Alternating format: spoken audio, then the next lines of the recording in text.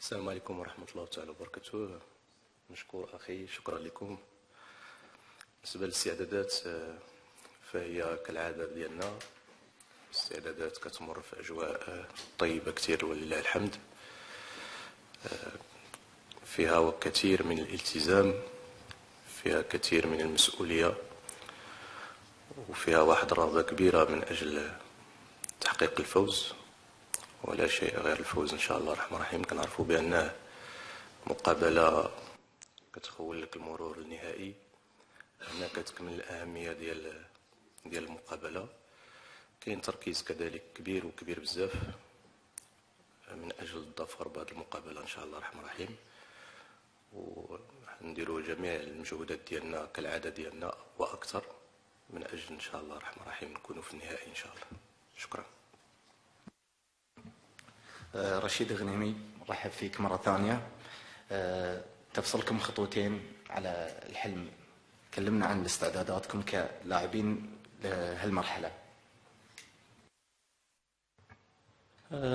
بسم الله الرحمن الرحيم. الحمد لله الاستعدادات تدوز مزيانة كيف موالفين ديما. المقابلة صراحة ما غتكونش سهلة علينا بحكم منتخب الإماراتي هو اللي منتخب قوي شوية، اللي كيف تعرف المقابلات ديال الدومي فينال ما تيكونوش ساهلين، تيتلعبوا على جزئيات اللي صغيرة بزاف، و كيف تعرف أي منتخب عنده لي بوان فور ديالو لي بوان فابل ديالو، وحنا تنشتغلوا إن شاء الله باش نستغلوا ديك لي بوان فابل ديالو إن شاء الله ونحدوا من لي بوان فور ديالو. تفضل. السلام عليكم، عادل رحموني، إذاعة راديو مدينة اف ام، موقع ماتش بريس. كوتش، كل المغاربه كيتمنوا لكم التوفيق لانكم بصمتوا على واحد المسار جيد، وخاصه في الاكراهات اللي النص ما كيعرفهاش الا اللي حاضر معكم. ممكن تطمئن الجمهور المغربي على اللاعبين، شنو هما الغيابات اللي كاينين والجاهزيه ديال هذه المباراه ضد منتخب الامارات اللي يقال عنه انه منتخب العالم؟ فشكرا لكم على السؤال. حنا بدورنا يعني بكل صراحه كتحدونا واحد الرغبه كبيره. حنا لو درايف ديالنا بكل صراحه، لو درايف ديالنا هو 40 مليون مغربي كينتظرنا كيعشق كره القدم الوطنيه، وداك الفرحه ديالو هي الشعله اللي كتحركنا باش اننا نشتغلوا من خلال استعدادات المقابله، وباش اننا نشتغلوا في قلب داك 90 دقيقه. يعني هذه كذلك يمكن من الاشياء اللي كتعطينا قوه باش اننا رغم الصعوبات كيف ما ذكرتوا كنكومبونسيو بهذه الاشياء هذه اللي كتكون حافز لينا وكتكون دفعه لينا وكتكون طاقه لينا باش اننا كنتغلبوا على الصعوبات. بكل صراحه كيف ما ذكرتوا كانت صعوبات كثيره من خلال البدايه ديال الاستعدادات، وخصوصا في الاسبوع الاخير قبل الالتحاق ديالنا. ما كاينش شي مقابله يعني لعبناها وحنا مرتاحين، ما كاينش شي مقابله لعبناها وما عندناش ان ديزيكيليبر، مي حاولنا الحمد لله بواحد التركيز كبير، بواحد الحرفه كبيره، بواحد الذكاء باش اننا نتعاملوا مع الصعوبات ومع الخصوم. لحد الان الامور الحمد لله غاديه بطريقه طيبه. غدا كذلك غادي نتعاملوا بطريقه ذكيه، لا مع النقائص اللي غادي تكون عندنا ولا مع الصعوبات اللي غنلقاوها، باش اننا ان شاء الله الرحمن الرحيم في نهايه في صافره الحكم نكونوا حنا المتوجين، وحنا ان شاء الله اللي دايزين للنهائي ان شاء الله اللي كيطمح له كل مغربي، 40 مليون مغربي. شكرا لكم. تفضل. كوتش طارق، بونجور. يعني l'équipe des Émirats arabes unis qui لعبوا يعني plusieurs joueurs naturalisés, des Sud-Américains pour la plupart, des joueurs très tactiques, très techniques, qui font la différence في les petits espaces. Comment vous allez gérer la caractéristique de l'équipe? La deuxième question concerne la pointe ديالنا حنا، واش غادي نشوفوا غدا حمد الله ولا تيسودا اللي غيرجع؟ comment va être la disposition de la ligne offensive ديالنا. شكرا. فأولا من خلال السؤال اللي كيتعلق الأول في الشق ديالو الأول اللي كيتعلق بنقاط القوة ديال المنتخب الإماراتي، كيف ما ذكرتوا عندهم لاعبين مجنسين برازيليين أرجنتينيين، خصوصا في الجانب الهجومي ديالهم، لاعبين اللي كيتمتعوا بالسرعة، لاعبين اللي كيتمتعوا بواحد لا كاليتي تكنيك كبيرة بزاف، ولاعبين اللي يمكن لهم يديروا الفارق. احنا اكيد كناخذوا مره واحده اخرى بكل تواضع نقاط القوه ونقاط الضعف ديال الفريق الخصم، اكيد ناخذوا نقاط القوه بعين الاعتبار. من اللي كيهمنا اكثر كذلك دائما هو احنا كيفاش خصنا نكونوا من الناحيه الدفاعيه، كيفاش خصنا نكونوا متماسكين كيف ما بينا عليها في هذه المقابلات اللي فاتوا كاملين. ان بلوك تري كومباكت تري سوليد تري اغريسيف، يعني كذلك الخطوط ما تكونش متباعده، وتكون واحد التركيز اللي يكون كبير اللي يسمح لنا اننا يمكننا اننا نديروا نحدوا من الخطوره ديال اي واحد، لا من الناحيه يعني الفرديه ولا من الناحيه الهجوميه الجماعيه. ف كنظن ان شاء الله الرحمن الرحيم غادي نديروا القراءه الصائبه ان شاء الله باش اننا نكونوا فعالين ان شاء الله، لا دفاعيا ولا هجوميا. شكرا. شباب بس هدوء ولا عليكم امر، بس ولا تهونون عشان المدرب يقدر يتكلم، ادرونا بس. تفضل ثالث واحد.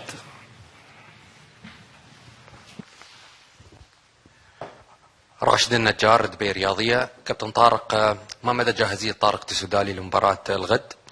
والسؤال الثاني، وجود عدد من لاعبين المنتخب المغربي الذين يلعبون في الدوري الإماراتي، هل هذا يعد نقطة إيجابية للمنتخب المغربي؟ فاسمح لي يمكن من خلال الجواب على السؤال ديالكم اللي سؤال جيد نرجع للشق الثاني ديال السؤال على حمد الله. يمكن لي نقول لك بأنه أنا سعيد بالرجوع ديالو بكل صراحة، وقبل هذا فيمكن لي نقول لك بأنه قبل المناداة على حمد الله لقيت المجلس الثانوية وتحدثت معاه، لقيت واحد اللاعب اللي عنده واحد الغيرة كبيرة للراية الوطنية وكرة القدم الوطنية، ولقيت واحد اللاعب اللي كان مستعد 3000% باش يدافع على القميص الوطني وباش يكون مع المجموعة وباش يعطي كل ما يملك. ضعنا فيه اكيد من بعد ذاك الحمراء اللي كانت كنظن قاسيه، خصوصا الا رجعت شفت الحمراء اللي ما تصفراتش اللاعب ضد اللاعب البريكان، فكنظن اني تحرمت من واحد اللاعب جوج المقابلات ونصف. وكذلك كيدير واحد العمل كبير داخل المجموعه مع كذا حقيقه مع افراد الاسره، يمكن لي نقول لك الاخوان ديالو الاخرين. فكنظن بأنه الحمد لله إن شاء الله يمكن يكون غدا إن شاء الله الرحمن الرحيم كرسمي، كيف ما يمكن يكون كبديل في جميع الأحياء في جميع الحالتين. فمحتاجين للجميع، وأكيد أن هذا يكون واحد طرف أو واحد دافع إيجابي بالنسبة لنا في خط الهجوم، خصوصا في الإكراهات اللي لقينا في خط الهجوم والإصابات اللي تعرضنا لها. هذا من ناحية السؤال ديالكم. كنظن بالنسبة للسودالي احنا كنشوفوا الحالة ديالو إن شاء الله هو في تحسن مستمر، الحمد لله كاين تحسن كبير كبير كبير. نشوفوا إن شاء الله غدا الأمور كيفاش تكون، واش يمكننا نعتمدوا عليه كأساسي أو كاحتياط إن شاء الله الرحمن الرحيم. هذا من ناحية. بالنسبة للاعبين فأكيد فاش كيكونوا لاعبين كثار كيلعبوا في واحد الدوري، وبهذه المناسبة خليني نشكر الناس ديال الإمارات وشعب الإمارات ونوادي الإمارات، لأن لعبت في الإمارات ودربت في الإمارات، وكان لي الشرف أنني نكون قريب من الناس الإماراتيين اللي كنحبوهم وكنعزوهم وكنفتخروا بهم شعبا وحكومة. وكرة القدم الإماراتية دائما كانت كرة رائدة في الخليج، عندهم لاعبين ممتازين، كيكونوا مدربين ممتازين مسيرين كيعشقوا كرة القدم وكيحبوها، وكاين مغاربة كثار على مر السنين، واكيد ان هذا عامل كيحفز اللاعبين ديالنا، وكذلك حتى هو عامل تحفيزي المنتخب الاماراتي فاش كيواجهوا لاعبين اللي كيعرفوهم. فكنظن ان هذه تكون واحد المقابله اللي مكشوفه في وسط الملعب، على ارض الملعب للطرفين. شكرا لكم. تفضل. أحمد عقاد، موقع ومنصات ون. سؤال الكابتن راشد. منتخب المغرب تلقى هدف واحد حتى الآن في هذه البطولة، كيف ترى هذا الموضوع بالنسبة لك وأنت يعني شاهد على خط الدفاع وتمركز اللاعبين؟ بالنسبة للسؤال ديالك، هذا شي يبين على الخدمة ديال الجروب كامل صراحة، وهادشي ما تيجيش بالسهل صراحة، كيبان على الخدمة اللي تنديرو من نهار ما الأول اللي جينا فيه قطر، والدراري الحمد لله. هادشي هو اللي تيخلينا نزيدو دافع كبير باش نكونو ديما في التيران، نحاولو نصلحو الأغلاط ديالنا ماكسيموم، وديما نكونو واجدين باش ما يتماركاش علينا، ونحافظو على الشباك ديالنا. تفضل. محمد عزيز، وكالة المغرب العربي للأنباء. مبروك التأهل للنصف النهائي. والسؤال ديالي، واش يعني إمكانية تواجد مدربين مغربيين في النهائي يشكل حافز لتجاوز عقبة منتخب الإمارات؟ شكرا. شكرا لك على السؤال. نعم، هو حافز إضافي، لأن في الأول وفي الأخير تنبقى أنا الأخ جمال مدربين مغاربة كنحملوا يعني الصورة ديال المدرب المغربي، الاجتهاد ديالو، المكانة ديالو اللي وصلها في الوقت الراهن على الساحة الإفريقية والساحة العربية والساحة العالمية. كنظن بأن أتمنى نكونوا بجوج إن شاء الله في النهائي، باش نأكدوا بالصحوة اللي كاينة ديال كرة القدم الوطنية، وبأن لا شيء يأتي من فراغ، يأتي بتخطيط. وهنا مرة واحدة أخرى غادي نفتح القوس باش نشكر جلالة الملك نصره الله على الرؤية الصائبة ديالو وعلى المشروع الكبير اللي كنزل من أجل تطوير كرة القدم الوطنية على جميع الأصعدة، بما فيها تكوين الأطر والمدربين. وحنا الحمد لله اليوم كنجنيو الثمار ديال هذه الرؤية السديدة، وأكيد أن إن شاء الله الرحمن الرحيم التواجد ديالنا الآن بعد عنده أكثر من معنى، أن جوج ديال المدربين واصلين للمربع الذهبي، وهذه تكون كما تنقولوا لا سوري سور لو غاتو إن شاء الله الرحمن الرحيم إلا كان المنتخب الأردني بقيادة المدرب المقتدر الأخ جمال، وحنا إن شاء الله الرحمن الرحيم في النهائي، فهذا يكون نهائي بطعم خاص كيأكد المكانة اللي وصل لها الإطار الوطني المغربي، واللي كنكرر مرة واحدة أخرى لم تأتي من فراغ، أتت من اجتهادات، أتت من تضحيات، أتت من عناء، أتت من عمل، خصوصا أتت من حب وغيرة على كرة القدم الوطنية وتطوير كرة القدم الوطنية. شكرا لكم. تفضل. مرحبا كابتن طارق، صباح الخير. عبد الهادي، عكاظ، السعودية. أعتقد المغرب حاليا هو أصبح بنش مارك لكل المنتخبات الأخرى، سواء في الفريق الأول، الفريق الثاني، الفئات السنية. وصلت نصف نهائي كأس العالم، الآن أمامكم الكان، اليوم نصف نهائي. كيف هذا الأمر ممكن يشكل ضغط للمنتخب؟ يعني الجمهور المغربي الآن، المغرب ما حيرضى إلا بنهائي ولقب بعد كل ما تحقق. كيف هذا الأمر ممكن يشكل حافز أو ضغط على اللاعبين عليك أنت كمدرب؟ شكرا لك أخي، وبدوري كنشكرك، ومن خلالك كنشكر وكنحيي الشعب السعودي الشقيق وكرة القدم السعودية كذلك. من بأن هذا سؤال سولته أكثر من مرة، والجواب هو بسيط بكل صراحة. الضغوطات ما تتعلقش بالمقابلات عندنا، هذا عند عبد ربي. يعني عندي انا شخصيا الضغوطات لا تتعلق بالمقابله في حد ذاتها. ان الضغوطات جايه معايا منين كنت كنلعب كره قدم قبل انني نولي في التدريب. لعبت بما يقارب 15 سنه متواضعه في بلاد المهجر. كان عندي الشرف انني مثل كره القدم الوطنيه لا في الشامبيونز ليغ ولا في لاكوب دوروب ولا في الانديه اللي فت فيها. كنت دائما حامل المشعل منذ نعومه الاظافر ديالي بكل مسؤوليه وبكل جديه. كنت حامل المشعل ديال سفير كره القدم المغربيه. يعني رغم انني كان عندي من 19 سنه، واش كنقول منذ نعومه الاظافر ديالي، كان عندي هذا الحس هذا وهذا الفكر باش انني كنعرف بان الذهاب ديالي لاوروبا فهو ماشي ذهاب من اجل لعب كره القدم فقط، ولكن كنت حامل واحد الرساله.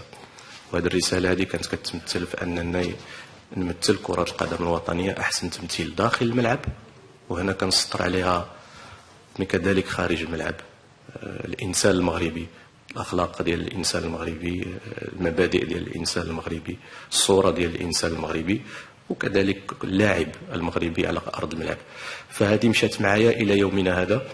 لهذا كنقول لك الضغوطات ما كتعلقش عندي انا بالمقابله بغض النظر الحجم ديالها. انا الضغوطات عندي كتعلق بانه كيفاش الصوره ديال المغرب، كيفاش كره القدم ديالنا ديال المغرب تكون دائما عاليه. وهنا فين كتجي مره واحده اخرى هو ذاك الدافع ديالي والدافع ديالنا كاملين كمجموعه. وبهذه المناسبه كنشكر كذلك اللاعبين بكل صراحه، انهم كل لاعبين اللي جيت تشوف في المجموعه، لا اللاعبين اللي كيلعبوا في المغرب ولا اللاعبين اللي كيلعبوا في الخليج، يمكن كنتشاركوا هذا الشيء هذا، ان كلهم كانوا وهما احسن سفراء لكره القدم، لا من الناحيه الاخلاقيه والتربويه ولا كذلك من الناحيه الكرويه. والاسماء راه كثيره، من حمد الله بن شرقي الى اخر واحد كاين في المجموعه. كنا كنحملوا فوق الدار ديالنا تشريف كره القدم الوطنيه وتشريف 40 مليون اللي كينتظر الانتصار ديالنا. شكرا لكم. تفضل.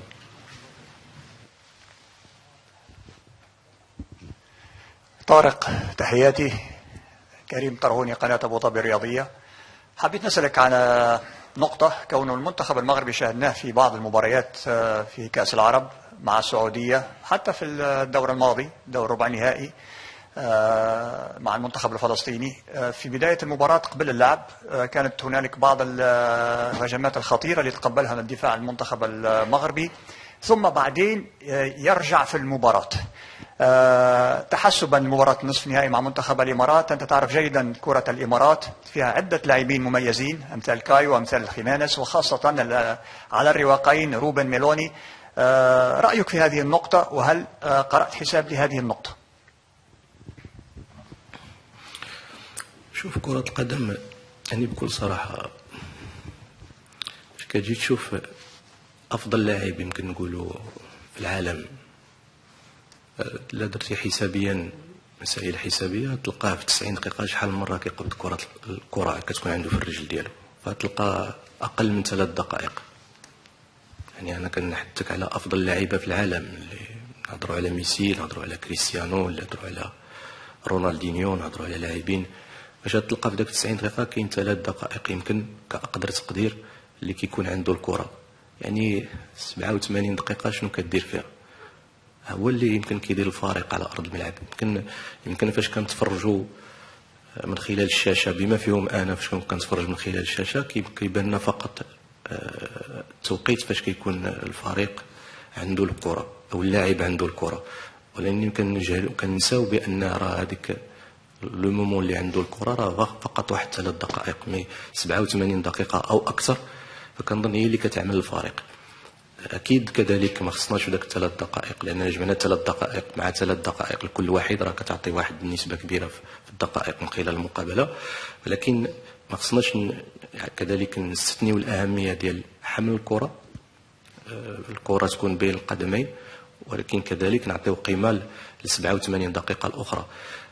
كذلك من الناحيه الثانيه هو ان كره القدم فيها انت عندك الكره وانت ما عندكش الكره، فكيف التعامل في الوقت اللي ما عندكش الكره، وكيفاش تتعامل في الوقت اللي عندك الكره، وبيناتهم كاين واحد العامل كبير ومهم بزاف خصوصا في كره القدم الحديثه، هما لي روكونفيرسيون، لي مومون يعني فترات التحول الوقت اللي ما عندكش كره ولات عندك كره، الوقت اللي عندك الكره وضيعتي الكره.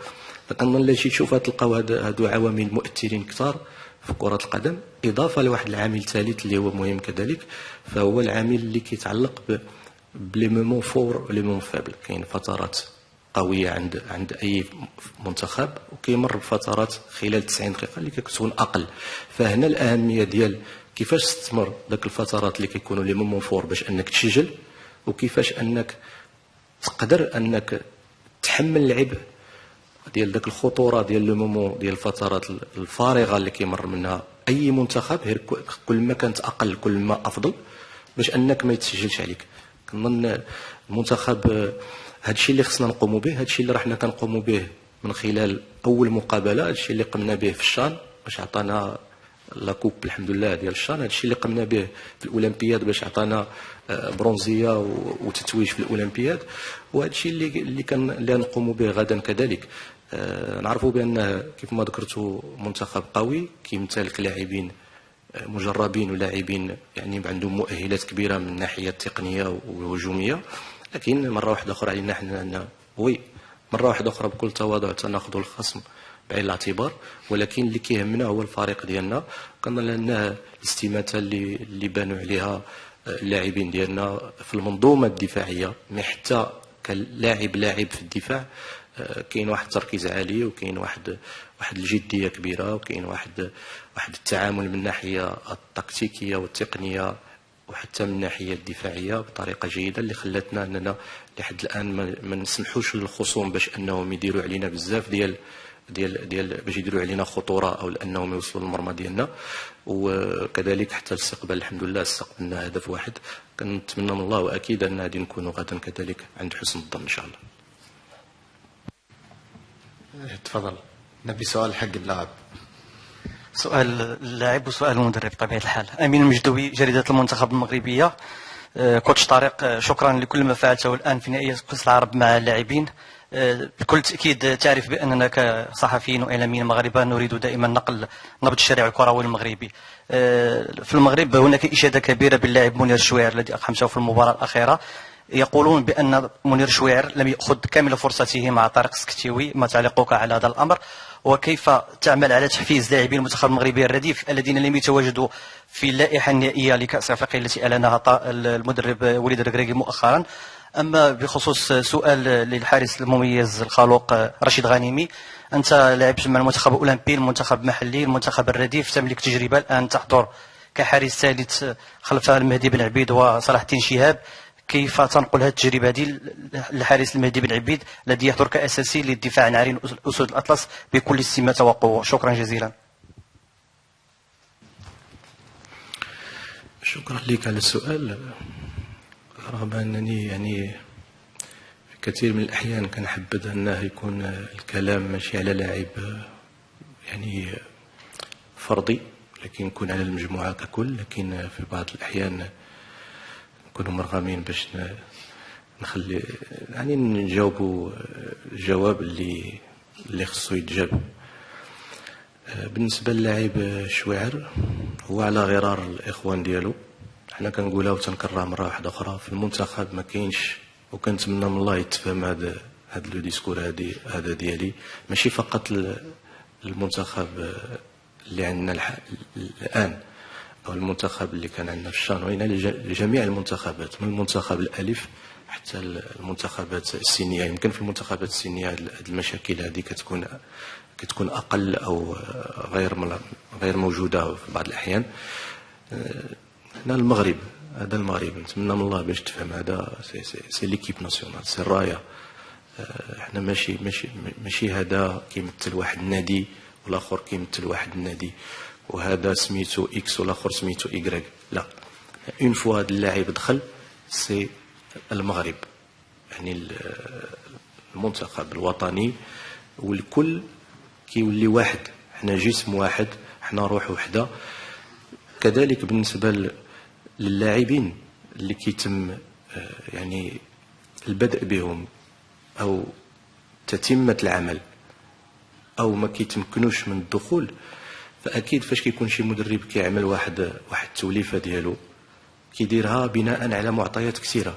من بين هاد المعطيات هادو فبحال شي واحد غادي للحرب كيخصو اسلحه، ما يمكنناش نمشيو للحرب غير بسلاح واحد، خصنا انواع ديال الاسلحه واشكال ديال الاسلحه.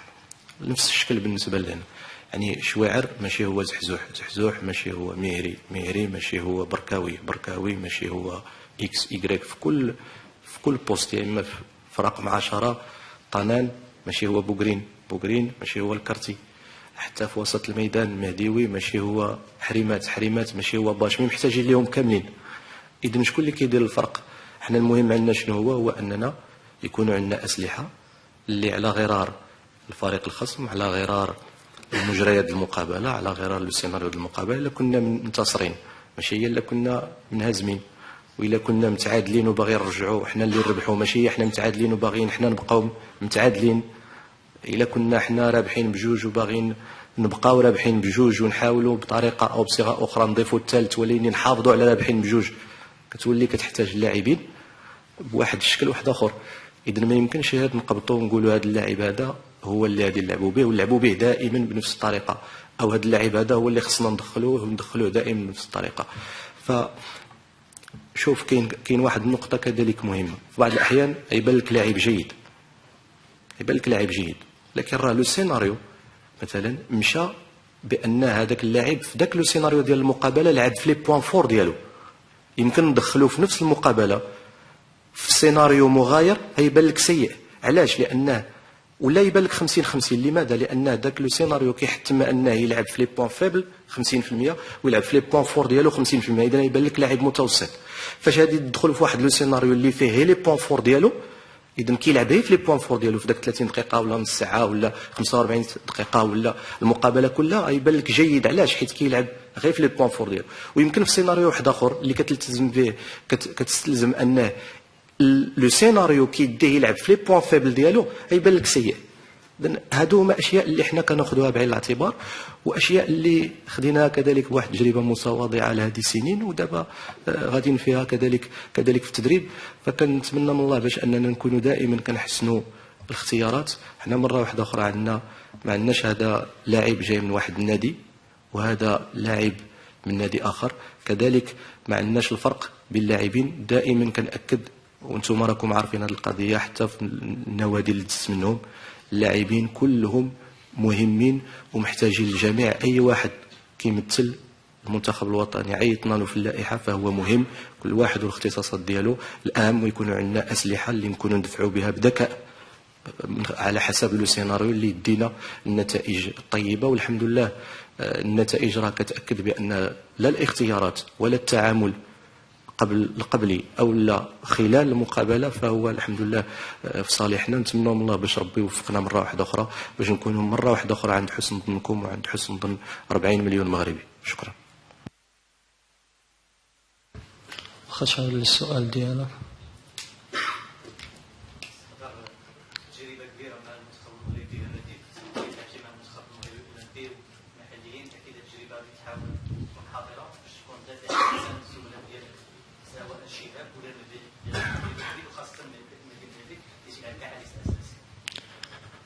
بالنسبة للتجربة ديالي في لي كوب اللي دازو، صراحة لي كوب مختلفة صراحة. كيفاش تعرف لاكان ديال ايفان 3 ماشي اولمبيات، والاولمبيات ماشي لاكان ديال المحليين، ولهذا كوب ضربت هي اللي صراحة لا كوب اللي مختلفة عليهم. وبالنسبة للمهدي حارس كبير تا هو، وحارس اللي عنده اكسبيريونس ديالو، وان شاء الله نتمنى ليه التوفيق ان شاء الله في مباراة الغد ان شاء الله، ونفوزوا ان شاء الله، ونهديو الفوز ان شاء الله للشعب المغربي ونفرحوه ان شاء الله. نختم مؤتمرنا الصحفي. شكرا لكم جميعا.